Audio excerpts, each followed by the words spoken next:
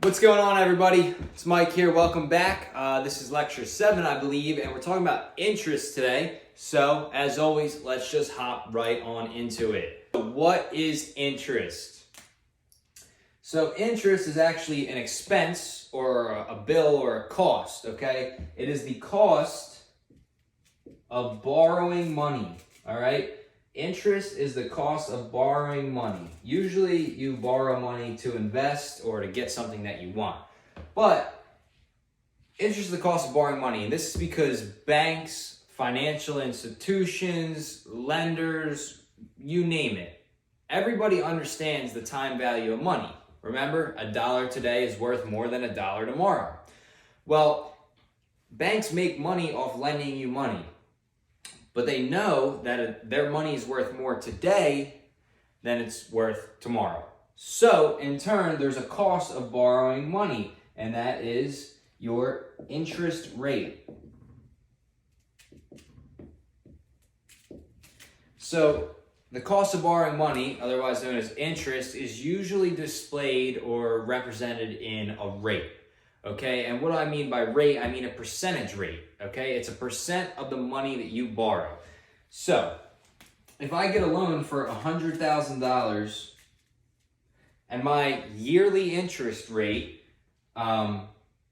is 6% because rates are high right now, well, it's a rate, a percentage of $100,000 of the money that I borrowed. So 6% of $100,000 is $6,000. So if I have a 6% interest rate on a $100,000 loan, that means that my interest, my cost of borrowing money that I have to pay each year is $6,000 or 6% of the total amount that I borrowed. So yes, interest. It's a cost of borrowing money, and it's measured as a rate of the amount of money that you borrow. And this is because banks and lenders make money from lending money, and they understand that $1 today is worth more than $1 tomorrow. So they're going to charge you an interest rate that is above the inflation rate because they have to make a profit while they out-earn inflation to at least break even. So that's interest.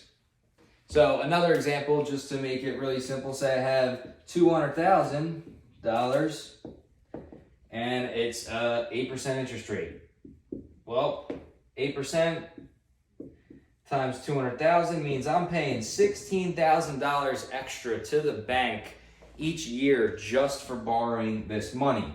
That's why it's important when you're borrowing money, especially to invest, that you know the investment is going to work, because it's not always cheap to borrow money. But remember from our debt lecture that there is a good time, even when interest rates are high, to use debt. So, you guys are going to hear me mention real estate multiple times, and it's because I love real estate. Why?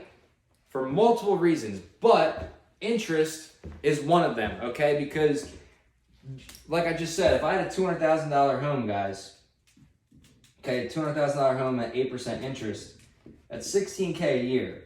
Well, if my income is $100,000, I can actually take off that $16,000 I paid in interest from my taxable income, meaning I would only actually have to pay taxes on $84,000 instead of the $100K I actually earned, because interest on real estate, okay, so real estate interest,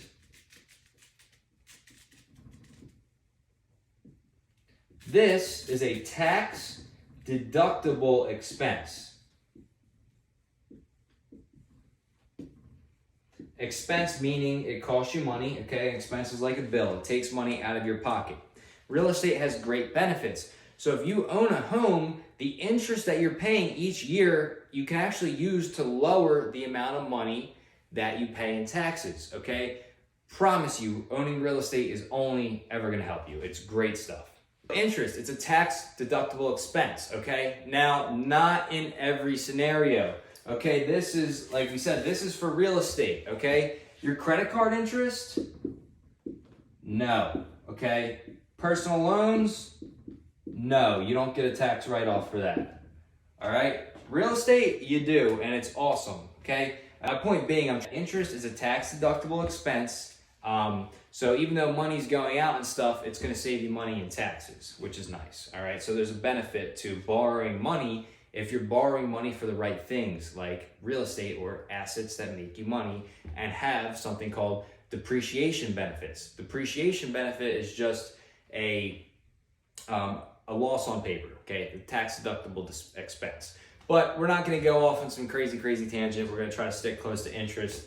And the benefit of interest is if it's on the right things, okay? If you're paying interest on the right things, like real estate, you can actually use that interest payment to lower the amount that you have to pay in taxes, which is a beautiful thing.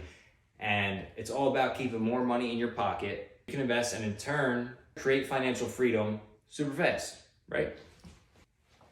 All right, so now that we talked about interest and the fact that interest is the cost of borrowing money and, you know, it's a tax write-off in the right spots, I want to talk about something else that's really cool. So this is a concept that you guys need to understand because it's gonna, you know, if you can wrap your head around what I'm about to show you, you're gonna understand how fast you can actually create wealth and how quickly the numbers blow up to the point where you're making so much money, you don't know what to do with it besides just continuously reinvest. That's how people get so rich. They don't know what to do because they're playing the money game, and eventually you just start making so much money that you can't invest it fast enough. You can't spend it fast enough, okay? You're gonna get to that point one day if you implement the things that we're talking about throughout all these lectures. I can promise that, all right? Because I know that I'm well on my way and I'm implementing all this info too.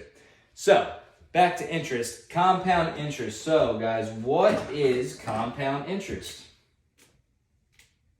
So compound interest is pretty simple, all right? It is interest on top of interest, okay? Compound interest, interest on top of interest. So what does that mean? So compounding is like stacking things on top of one another, all right? So compound interest, interest on top of interest. So let's do just a simple example, all right? Compound interest basically just makes the numbers blow up. It creates this snowball effect, okay? Think about when you make a snowball and you roll it down a hill, right? It'll get bigger and bigger and bigger. You know, sometimes you see YouTube videos of people getting like hit with like giant snowballs and stuff. I don't know if you've ever seen them, but they're funny. But yeah, you roll a snowball down a hill and it just gets bigger and bigger. More snow starts packing on and it went from here to here.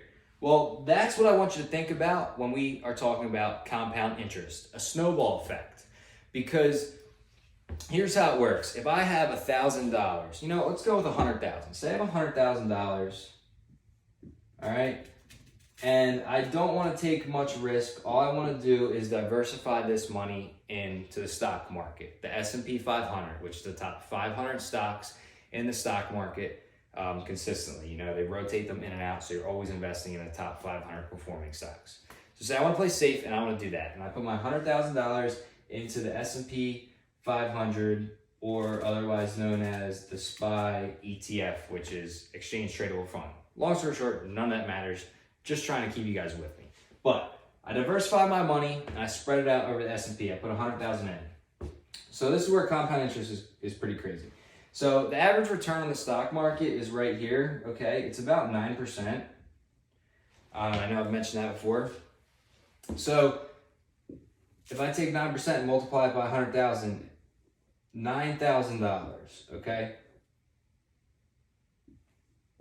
That's how much money I would get back, okay? And this is right here, this is year one. So that's year one, I put 100 grand in. Year's over, I made 9%. $9,000 profit. I now have $109,000. Right? 9%. I got 109,000. Well, now that I'm investing $109,000, my interest is going to start compounding. So what does that mean? Remember, compound interest is interest on top of interest. So this is going to start compounding where now I'm still going to make 9% over here because it's year two. All right, year two. Average return is 9%. So say I get my 9% again. Well, guess what? That 9% isn't $9,000 anymore, okay? It's more. It's like $9,800. I don't know the exact math, but do 109,000 times 9%. So say it's 9,800, okay? Point being is that I made 9% still, right? I still made 9%, but my interest has compounded. So now the dollar value, the money I'm getting is more than just 9,000. Now I'm getting 9,800 back, right? All right, right here, see, 9,800. So let's clear this out and let's add 109,000. That's what we started with year 2. So 109,000 plus what that 9,800, that 9%. Remember, I'm just kind of roughing it. I don't know the exact math. So you're about $118,800 now after 2 years. So you made 9% twice, but instead of only having only making $9,000 each time, you actually made 9 and like 9,800. So now year 3, here we are. Year 3, take 18,800 times that by 9% again. Whatever the number is there, which is obviously, point being, it's more than 9,800. So say it's, I don't know, $11,000. You guys can do the math for yourselves personally. What I'm just trying to show you is that compound interest, you're no longer investing the same amount of money each time because you're taking your interest and reinvesting it. So you might earn the same percentage rate, you might earn the same return on your investment, but you're getting more dollars now because it's compounding, okay? And it becomes this snowball effect to where eventually this money is added up to, all of a sudden you have 200,000. So, all of a sudden you have $200,000, 9% off that. Now you're making 18,000, right? However many years it takes, but it doesn't take long for stuff to like blow completely, out of proportion to where you just have so much money coming and you don't know what to do with it, okay? And especially when you're not investing in the stock market and you're playing the real estate game and you're doing flips and you're doing rentals, long-term and short-term, all of a sudden this money just keeps coming in, and now you're not investing 100,000 anymore. You're investing 200, 250, 300, 400, and you're making those consistent 9 to 25% returns, and you're just making more and more and more money each year, okay? Super awesome stuff. Compound interest. Albert Einstein actually named compound interest the 8th wonder of the world, and it's totally true. To show you how much these numbers really blow up, I just want you to think of, say you do the math right now, $100,000, okay? And say you make 10% each year. So take 100,000 and times it by 1.1, okay? That's 110% technically. That's what 1.1 equals. 1 is 100%, 0.1 is 10%. So 100,000 times 1.1, that gives you 110,000. Well, now do it again. Now you have 121,000. Now do it again. How much do you have? Do that 10 times and see after 10 years what $100,000 turns into earning a 10% return. It blows up, okay? It absolutely blows up. And that's the power of compound interest, okay? So, all the more reason, when we talked about earned income, all the more reason to continuously invest that so you can get that snowball effect going and eventually stop selling your time for money all the time. Okay, remember, it's all about financial freedom and really time freedom. Being able to stretch your arms as wide as you want and do whatever you want. That's what this is all about. That's why we're here learning about this stuff right now, guys.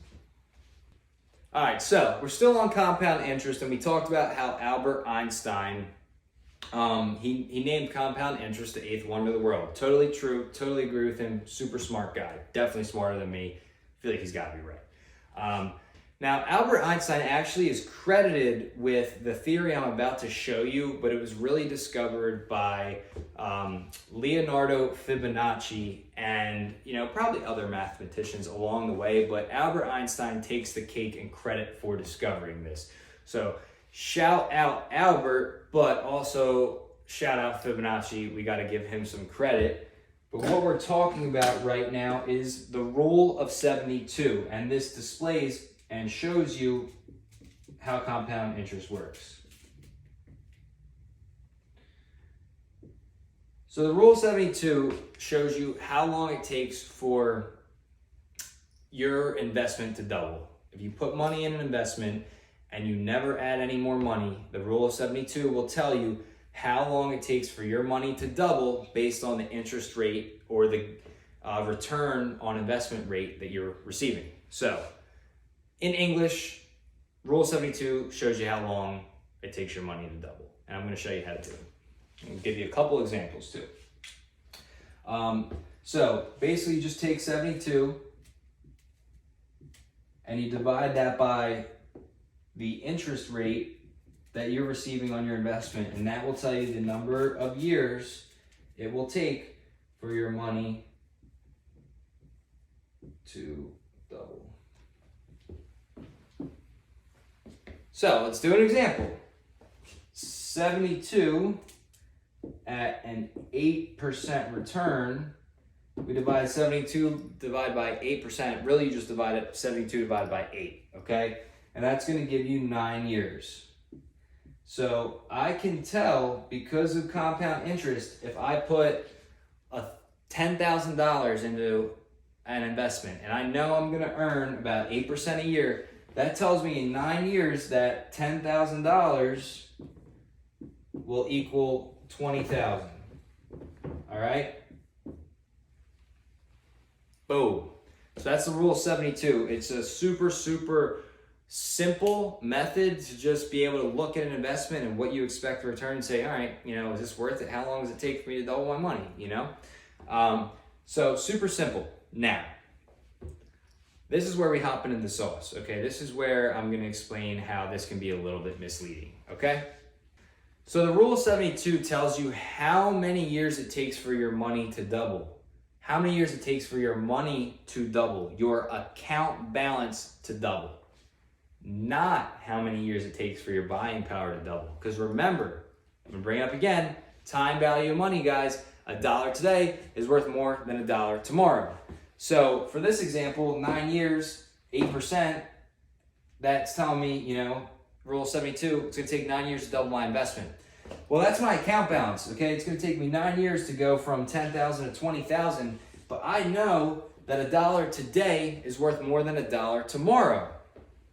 So I know this $20,000 is not really a complete double up because inflation, the time value of money, I know that the prices of goods are rising and I have to spend more money. So yeah, I doubled my money, but this $20,000 doesn't spend like $20,000 would have 9 years ago. It spends a lot less, okay? I gotta spend more of it to get less things.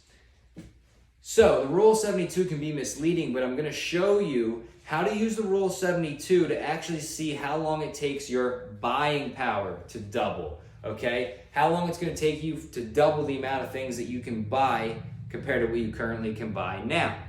And it's super simple, all right? All right, so how do we use the rule of 72 to see how long it takes to 2x or to times 2 our buying power, okay? Our buying or our purchasing power. The amount of things that we can buy with our money at a certain given time in a certain economy, yada yada. All right, so how long is it gonna take for me to double the amount of things I can buy? How many years do I have to wait? That's what we're gonna figure out right now when we use the rule of 72, but instead of dividing 72 by our percentage or our rate of return, we're gonna do it by our real rate of return. So, real rate of return shows you how long it takes for your buying power to double. All it is what you got from your investment, the percent from your investment, minus, well, let's say percent from your investment, minus the percentage of the inflation rate, okay? What's the inflation rate? So basically, your return rate minus the inflation rate. So if I can get 9% on my investment, but the inflation rate is super high like it was in 2023, around 6%, that's telling me my real rate of return is only 3%, okay? So my buying power from this investment, because of inflation, is only increasing 3% a year. So instead of misleading myself and going, okay, 72 divided by 9 is 8 years, well, I know my money's getting weaker. So what I would really do is 72 divided by 9% minus the inflation rate, which was 6% in January 2023. So now what I'm really doing is 72 minus 3%, or divided by 3%.